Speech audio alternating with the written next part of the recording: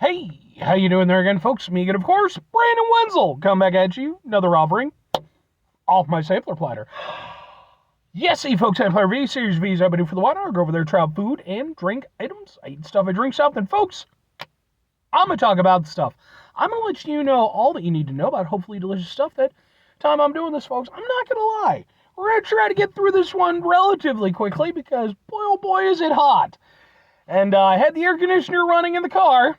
But I can't keep it running because my phone picks it up when I do the reviews, and then it's annoying for people. So, I have to use the residual air conditioning to hold me over for hopefully the whole review. But anyway, it's super simple format, folks. I'm going to go over there and try out food and or drink items. Yammer on about it for a bit. Whilst I'm doing so, I'm inside my truck. Whilst I'm inside my truck, I'm wearing a super cool shirt. Folks, when I wear super cool shirts, I like to highlight super cool shirt. Super cool shirt am I wearing today? Boom! It's my Mudvayne shirt. What with the Chad Gray, and then you got the bassist guy, and the drummer guy, and the guitarist guy, and then there's actually another guy who's been on tour with them for a while. And I don't know, somebody was saying that I guess he was actually on one or two of the albums. I don't know. He's like the secret fifth member who's simultaneously in the band and not in the band. But I've seen Mudvayne on tour twice now, and I actually have videos of both of those sets. I'm just saying, they're on this channel in case you're interested. Some 2000s new metal. And, I mean, man, you know what? I gotta say, for a long time, I gave Mudvayne shit. Like, I enjoyed their stuff when they first came out, but they were one of those ones where I was very quickly unimpressed with them.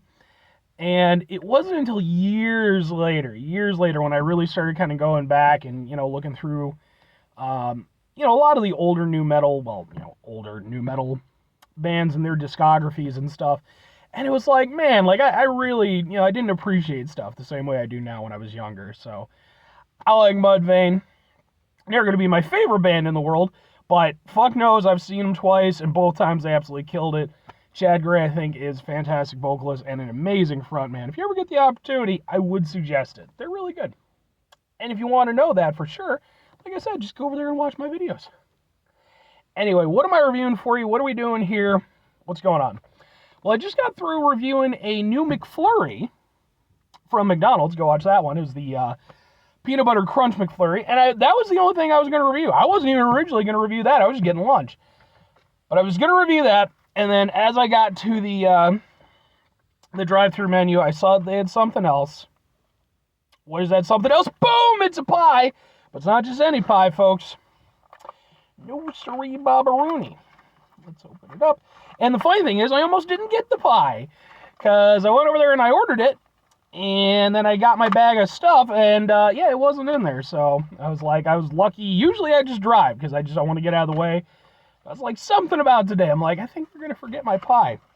But no, folks, it is, boom, it is the Oreo fucking, can we do a thing? Ha, ha, ha, ha, ha. It's the fucking cookies and cream tiny pie thing from McDonald's.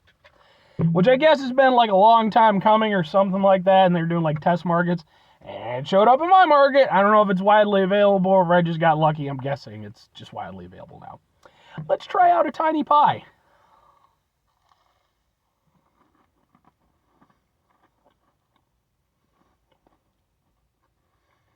Nice and crispy outside. Very chocolatey.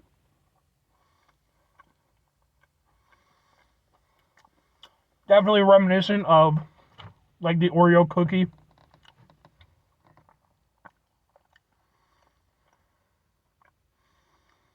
Yeah. I mean, that's obviously what they built it off of.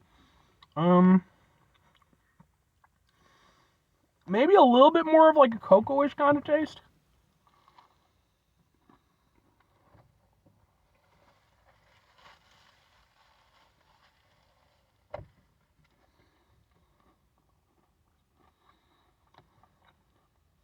It's very rich. The inside is nice and warm. The cream.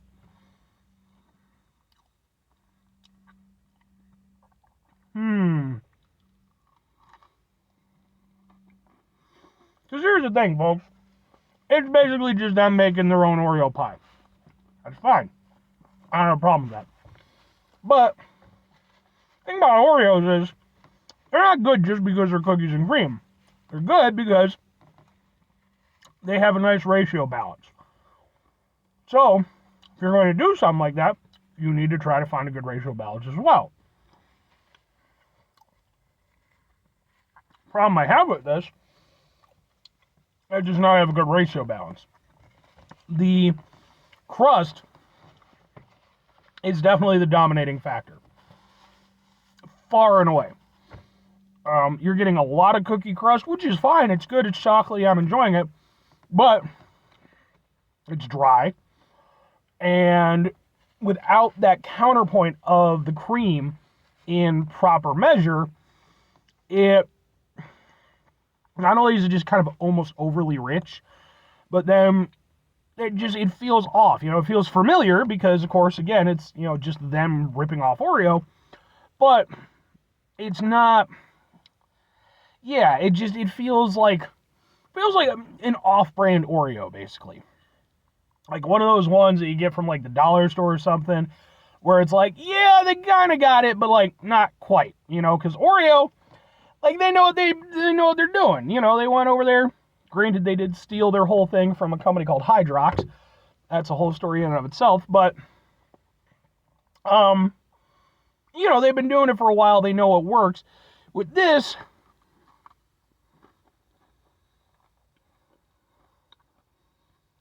yeah, it's not bad, but it's off kilter, for sure. For me personally, you would need like double the amount of cream. You would need a lot of cream to really sort of have this work and have it feel more balanced. There's definitely just too much cookie to cream ratio. It's not bad for what it is. Of course, it wouldn't be. It's, again, it's basically an Oreo pie. It does what it needs to do. I don't think it's bad, but by that same token, I'm largely just left feeling like, couldn't I just get a similar, outcome from just going over there and maybe buying some Oreos and maybe popping one or two of them in the microwave for a couple seconds? I don't know. I've never done that. It might cause human civilization to end as we know it. But the only real advantage that this has over just some Oreos is that it's warm. The filling is warm, which is kind of nice. And I will say the filling, I don't think is anything close to 1-to-1 with like an Oreo filling, but it's the same basic thing. Yeah, man, I mean, it's not bad for what it is. It's kind of an interesting niche little thing, but it's just way too off balance for me. Yeah. 2 questions have to be asked then. Would I get it again? Would I recommend it? No, sort of. For me, especially being someone who's a fan of Oreos, I mean, everybody's a fan of fucking Oreos, but as someone who's a fan of Oreos, I just get Oreos. That's the thing. I don't have a need for this. It's kind of fun, and like I think if it had been executed better, I think it could have worked, but I think the balance is off, and I feel like it just feels kind of weak. It feels, like they were just trying to go over there and ride the Oreo wave, which never ends. And I don't think they quite managed to nail it on this one. Maybe they go over there, take it back. Like I said, they're testing it out and stuff like that. Maybe go over there, refine it a little bit. I don't think they will. But at the same time, it's not horrendous or anything. It's just, I don't need it ever again, personally. As for other people, though, I mean, I would say try it. It's a limited time item. Your mileage might vary. Maybe what I appreciate about an Oreo is going to be different from yours, or maybe the ratio will be a little bit different. I don't know.